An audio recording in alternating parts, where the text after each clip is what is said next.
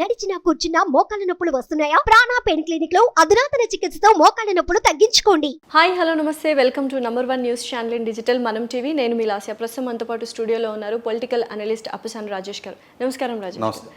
So మళ్ళీ రేవంత్ రెడ్డి గారిని TPCC అధ్యక్షుడిగా ఉన్నప్పుడు ఎటువంటి దూకుడుతనం ప్రదర్శించారో అటువంటి దూకుడుతనం ఇప్పుడు మళ్ళీ లండన్ టూర్లో ఆయన ప్రసంగించడం జరిగింది. బీఆర్ఎస్ని బొందబెడతా అటువంటి దుర్భాషలు ఆడడం అనొచ్చో లేదో తెలియదు, అటువంటి మాటలు అయితే మాట్లాడడం జరిగింది. ఈ కామెంట్స్ అన్నిటిని ఎలా తీసుకోవాలి అంటే మీరేమంటారు? ఇప్పుడు ఒక రకంగా బీఆర్ఎస్ పార్టీ నుంచి ఈ మధ్యకాలంలో మొదట్లో అధికార మార్పిడి జరిగిన కొత్తల్లో కొంత సమయం ప్రదర్శిస్తామని చెప్పని ప్రకటించారు. ఇప్పుడే కొత్తగా ప్రభుత్వంలోకి బాధ్యతలు చేపట్టారు. వాళ్ళు కుదురుకోవాల్సిన అవసరం ఉంటుంది, వాళ్ళ విధానాలు రూపకల్పన చేసుకోవాల్సిన అవసరం ఉంటుంది. కాబట్టి కొద్ది కాలం పాటు వారి రాజకీయ విధానాల పట్ల వెంటనే మేము స్పందించాం, కొన్నాళ్ళు మేము సమయం పాటిస్తామని చెప్పని ప్రకటించారు. ఒక ఆరోగ్యకరమైన హుందాతనమైన రాజకీయాల దిశగా అడుగులు పడుతున్నాయి అని చెప్పని అందరూ ఆశించారు.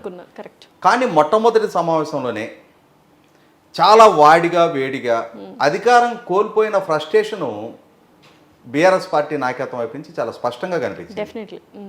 ముఖ్యంగా కేటీఆర్ గారు ఒక రకంగా ఇవాళ కేసీఆర్ గారి నాయకత్వంలో ఉన్న ప్రభుత్వ ఓటమికి ప్రధానంగా ప్రజల్లో చర్చనీయాంశంగా మారింది కేటీఆర్ గారి అతిశయపు వైఖరి. కేటీఆర్ గారు ఒక రకమైన అహంభావాన్ని ప్రదర్శిస్తున్నారు, అధికారం అనే అతిశయాన్ని ప్రదర్శిస్తున్నారు. దీన్ని తెలంగాణ సమాజం సహించదు అని చెప్పని చాలా విస్తృతంగా చర్చనీయాంశంగా ప్రజల్లో, అంటే ఎన్నికలకు ముందు ఒక రకంగా కేసీఆర్ గారి పరిపాలన అంత ప్రజాకంటకంగా ఏం లేదు, కానీ పాలకులుగా ఉన్న కేసీఆర్ గారు వారి కుటుంబ సభ్యుల వైఖరి, వారు ప్రదర్శిస్తున్న యాటిట్యూడ్ ప్రజల్లో చాలా విస్తృతంగా చర్చనీయాంశంగా మారిన పర్యవసానమే ఇవాళ ఈ ఓటమి అని చెప్పని. బట్ ఓటమి తర్వాత కూడా కేటీఆర్ గారి టాక్ ఆఫ్ ద టౌన్ అయింది. ఐటీ మినిస్టర్ గురించి అవన్నీ చూసినట్లే కొంత పాజిటివ్ అయితే వచ్చేసింది. కేసీఆర్ గారి గురించి కాకపోయినా కేటీఆర్ గారి గురించి అయినా వచ్చింది కదా. సో మరి దీనికి ఏమంటారు? నేను చెప్తుంది ఏంటంటే ఇప్పుడు తెలంగాణ సమాజంలో బీఆర్ఎస్ పార్టీ ఇప్పటివరకు చిత్రీకరిస్తూ వచ్చింది ఏంటి అంటే, కేటీఆర్ గారితో హైదరాబాద్ ఐటీ పుట్టింది, కేటీఆర్ గారు లేకపోతే ఇక హైదరాబాద్ ఐటీ మనుగడే ఉండదు అన్నట్టుగా కేటీఆర్ గారిని ఐటీకి ప్రతిబింబంగా చిత్రీకరిస్తూ వచ్చారు. ఆయనకున్న ఇంగ్లీష్ ఫ్లూయెన్సీ, కమ్యూనికేషను, దీన్ని మాత్రమే ఒక ఎలిజిబిలిటీగా క్రైటీరియాగా ఇప్పటిదాకా పోర్ట్రేట్ చేస్తూ వచ్చారు. ఇక్కడ గమనించుకోవాల్సింది, ఇంగ్లీష్ భాషా ప్రావీణ్యం అవసరమే, అధికారంలో ఉన్న వాళ్ళు బెస్ట్ కమ్యూనికేటర్లుగా ఉండటం అవసరమే. అంత మాత్రాన అదొక్కటే క్రైటీరియా కాదు. ఇవాళ పెట్టుబడులను ఆకర్షించడానికి కానీ, సంస్థలు నెలకొల్పడానికి కానీ, ఉపాధి కల్పించడానికి కానీ, సంపద సృష్టి జరగడానికి కానీ మీరు చంద్రబాబు నాయుడు గారిని గమనించుకుంటే ఆయన గ్రామీణ నేపథ్యం, తెలుగు మీడియం నుంచి వచ్చారు. ఆయన ఇంగ్లీషు ఒక రకంగా అంటే అంత వినసొంపుగా ఉండదు. దాంతో ఆయన బిల్ గేట్స్ గారితో, బిల్ క్లింటన్ గారితో, ప్రపంచవ్యాప్తంగా ఉన్న వివిధ సంస్థల అధిపతులతోటి మాట్లాడగలిగారు కదా, కమ్యూనికేట్ చేయగలిగారు కదా, తన రాష్ట్రాన్ని, తన పాలనని ప్రమోట్ చేసుకోగలిగారు కదా, సంస్థల్లోని ఆకర్షించగలిగారు కదా, గ్రౌండింగ్ చేయించగలిగారు కదా. కాబట్టి ఇవాళ మీరు ప్రపంచవ్యాప్తంగా అభివృద్ధి చెందిన చాలా దేశాల్లో ఇంగ్లీషు మాత్రమే చలమణలో ఉన్న భాష కాదు. అటువంటప్పుడు ఇంగ్లీషు భాషలో కేటీఆర్ గారికి ఉన్న ప్రావీణ్యాన్ని ఒక్కదాన్ని చూపించి ఇంగ్లీష్ రాని మిగిలిన వాళ్ళని ట్రోల్ చేయడం అనేది ఆక్షేపణీయం. రేవంత్ రెడ్డి గారు దావోస్ పర్యటనలో ఆయన ప్రసంగించిన ఇంగ్లీష్ను కూడా ట్రోల్ చేస్తూ వచ్చారు. అది 100% ఆక్షేపణీయం. కేసీఆర్ గారి కొడుకుగా ఒక ప్లాట్ఫామ్ బిల్డప్ అయ్యి కేసీఆర్ గారు అందించిన అవకాశాలను సద్వినియోగం చేసుకొని కేటీఆర్ గారు విదేశాల్లో చదువుకున్నారు. రేవంత్ రెడ్డి గారు ఒక గ్రామీణ నేపథ్యంలో రైతు కుటుంబం నుంచి వచ్చారు. ఆయన తెలుగు మీడియం స్కూల్లో చదువుకొని వచ్చారు.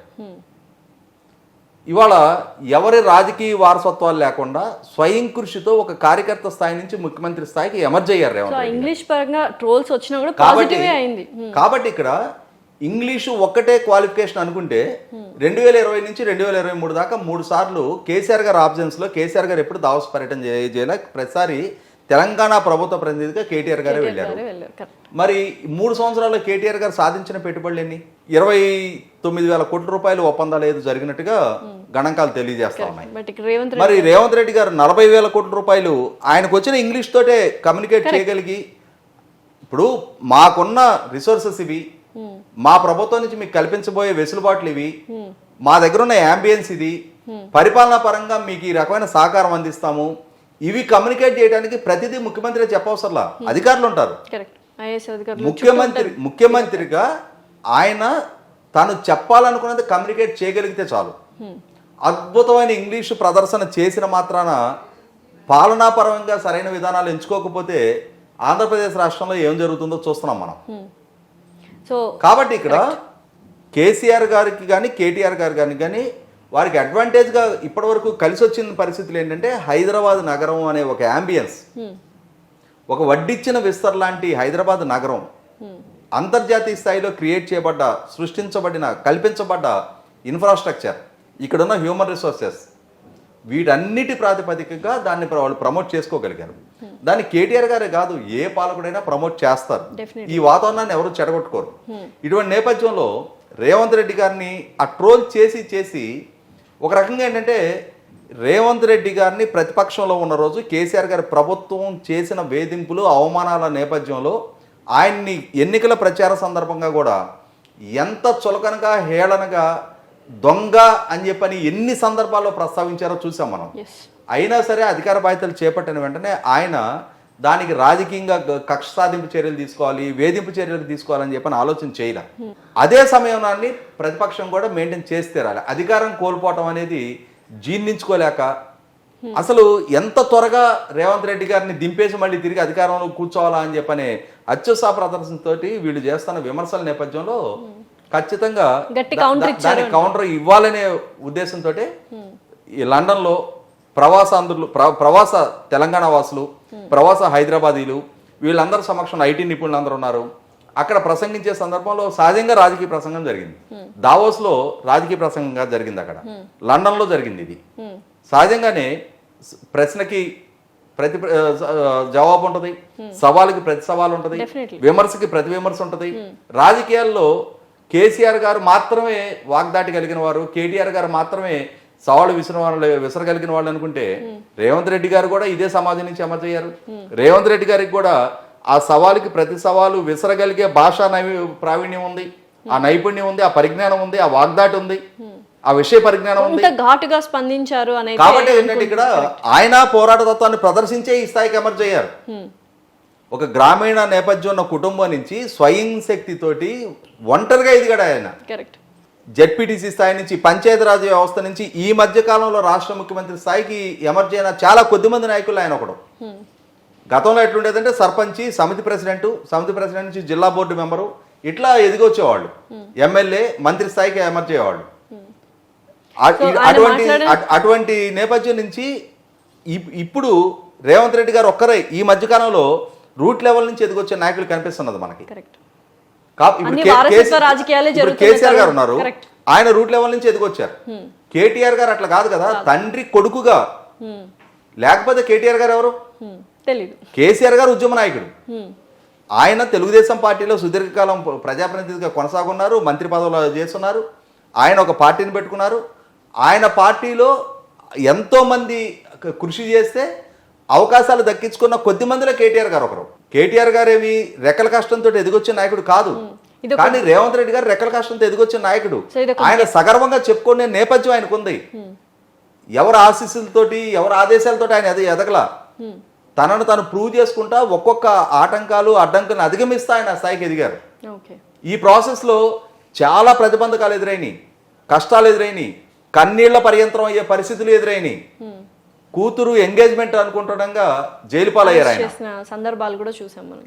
ఇటువంటి పరిస్థితుల్లో ఆ మొక్కవని ధైర్యాన్ని ప్రదర్శించి తను రుజువుపరుచుకుంటే ఈ స్థాయికి ఎదిగారు. కాబట్టి ఇప్పటి వరకు కొంత సమయం పాటిస్తున్న సందర్భంలో ఈ విమర్శల దాడి ఎక్కువవుతున్న నేపథ్యంలో ఇక్కడ ఏమవుతుందంటే ఒక్కో సందర్భంలో మంచితనం కూడా అసమర్థతగా కనిపిస్తూ ఉంటది.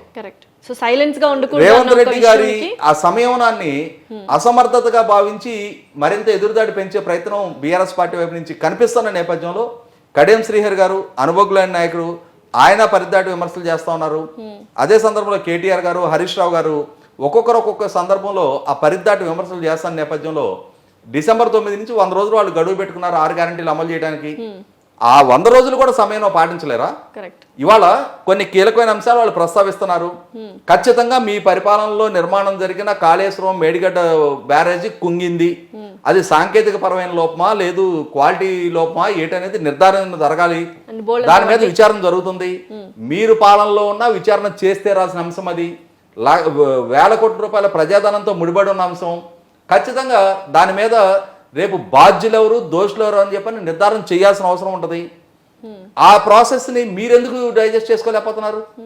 రాజకీయంగా విమర్శలకు ప్రతి విమర్శలు ప్రతి సందర్భంలో శృతి మించినప్పుడు ఇటువంటి సవాళ్ళు ఎదురవుతాయి.